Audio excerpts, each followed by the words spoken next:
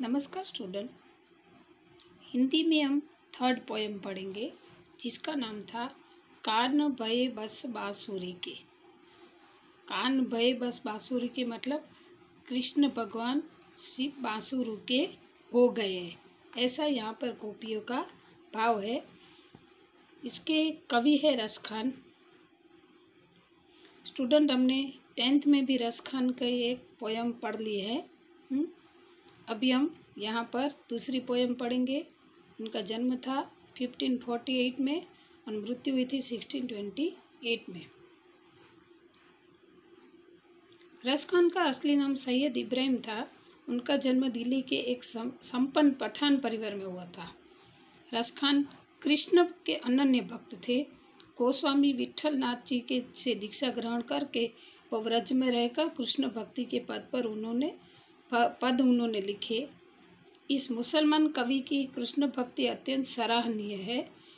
इनकी कविता में कृष्ण को रूप माधुरी, व्रज महिमा और राधा कृष्ण की प्रेम लीलाओं का वर्णन किया गया है। उसकी भक्ति में प्रेम, श्रृंगार और सौंदर्य का अनोखा संगम है। हमने 10th में पढ़ा था पोयम कि रस खान हमेशा कृष्ण के पास ही रहना चाहते थे, अलग अलग रूप लेकर। अभी इस कविता में क्या है वो हम पढ़ेंगे। यहाँ प्रस्तुत प्रथम कविता में सदैव कृष्ण के पास रहने वाली बांसुरी से गोपियों की ईर्ष्या होती है, मतलब ईर्ष्या करती है। सौतिया डाह से पीड़ित गोपियाँ अब व्रज में रहना नहीं चाहती। सौतिया मतलब सौतन। सौतन की जो डाह होती है, दर्द होती है, पीड़ा होती है, और वो गोपियाँ यहाँ पर बांसुरी को अपनी सौतन मानते हैं। तो उसकी जो पीड़ा होती है वो उनसे सही नहीं जाती है, इसलिए वो व्रज में रहना नहीं चाहती, क्योंकि उनका स्थान अब बांसुरी ने ले लिया है। दूसरे कवित में कृष्ण का स्वांग रचने वाली गोपियाँ सौतिया डाह के कारण उनकी बांसुरी को जो कृष्ण के होठों पर थी अपने होठों पर रखने से इनकार कर देती है। कवि ने दोनों कविता में गोपियों की मनोस्थिति का मार्मिक वर्णन किया है।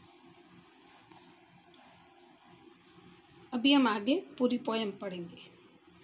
कान भये बस बांसुरी के, अब कौन सखी हमको चाहिए। निसी धौस रहे संग साथ, लगी यह सौतीन तापन क्यों सही है। जिन मोही लिए मनमोहन कऊ, रस खानी सदा हमको दही है।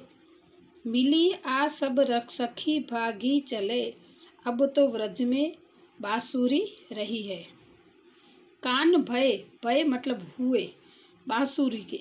यहाँ पर सखी कहती है कि अभी श्री कृष्ण तो बांसुरी के हो गए हैं, अब कौन सखी हमको चाहिए। चाहिए मतलब चाहना, चाहेगा कि कान कृष्ण तो अब बांसुरी के हो गए, अभी हमें कौन चाहेगा, हमें कौन प्यार करेगा ऐसे। निसी दौस, निसी दौस, निस मतलब रात, दौस मतलब दिन, तो दिन रात। या तो रात दिन रहे संग साथ लगी, मतलब बांसुरी है वो कृष्ण के साथ रात और दिन रहने लगी है, साथ ही रहने लगी है। यह सौतीन तापन क्यों सही है। यहाँ पे जो सौत का दर्द है, सौतन का मतलब स्टूडेंट आपको पता होगा। तो गोपियाँ यहाँ पे कहती है तो फिर हम ये सौतन की जलन, तापन मतलब जलन हम क्यों सहे। जिन मोही लियो मनमोहन कौ, जिन मतलब जिसने, मोही लियो मतलब वश में कर लिया है, मनमोहन यहाँ पे कृष्ण का नाम है। रस खानी सदा हमको दहियो, मतलब रस खान कहते हैं कि जिसने मनमोहन को मोह लिया है, अपने वश में कर लिया है, तो वो हमें सदा हमें जलाएगी। कौन? तो बांसुरी हमें जलाएंगी। मिली आओ सब सखी भागी चले, अब तो व्रज में बांसुरी रही है। मिली आओ मतलब मिलकर, सब सखी मतलब हम सब सखी, फ्रेंड्स।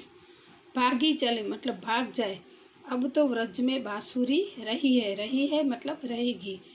यहाँ पर गोपियाँ कहती है कि चलो हम सब मिलकर भाग जाए, क्योंकि अब व्रज में कौन रहेगा, बांसुरी रहेगी। इसका शॉर्ट में वापस से बता देती हूँ कि हमेशा कृष्ण के पास रहने वाली गोपियाँ कृष्ण की बांसुरी से ईर्ष्या करती है। क्यों? क्योंकि बांसुरी ने कृष्ण को अपने वश में कर दिया है। गोपी ऐसा बोलते हैं कि बांसुरी अभी हमारी सौतन है, वो हमें जलाती है, तो हम क्यों इधर जले।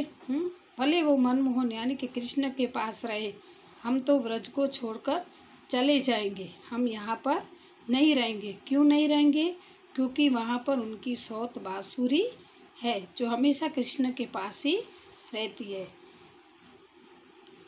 मोर पंखा सिर ऊपर राखी हो, कुंज की माला घरे पहिरऊंगी, ओढ़ी पीताम्बर ले लकूटी, बन गोधन ग्वारन संग फिरऊंगी।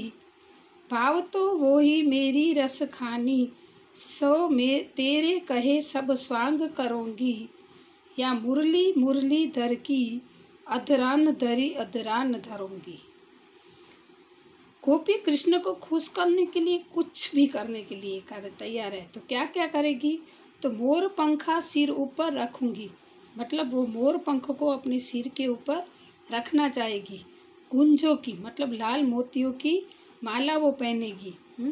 ओढ़ी पीताम्बर ले लकुटी, पीताम्बर ओढ़कर वो लकुटी यानी कि लकड़ी लेकर वन में गोधन ग्वारन संग फिरूंगी। गोधन मतलब गायों के साथ वो वहाँ पे वन में फिरूंगी, मतलब फिर वहाँ पे घूमेगी ऐसे। भाव तो वो ही मेरे रस खानी, सो तेरे कहे सब स्वांग करूँगी। मतलब रसखान कहते हैं कि गोपी का ये भाव है कि जो भाव तो मतलब जो कृष्ण को पसंद है वो सब स्वांग करूँगी, मतलब वो सारे वेश धारण करूँगी, लेकिन क्या नहीं करेगी? या मुरली मुरली धर की, अधरान धरी अधरान धरूंगी। सिर्फ मैं कृष्ण की मुरली को अपने होठों पर, अधर मतलब होठों, तो जो हमेशा कृष्ण के होठों पर रहती है मुरली, उस मुरली को मैं अपने होठों पर नहीं धरने वाली हूँ। इसका शॉर्ट में मैं समझा देती हूँ।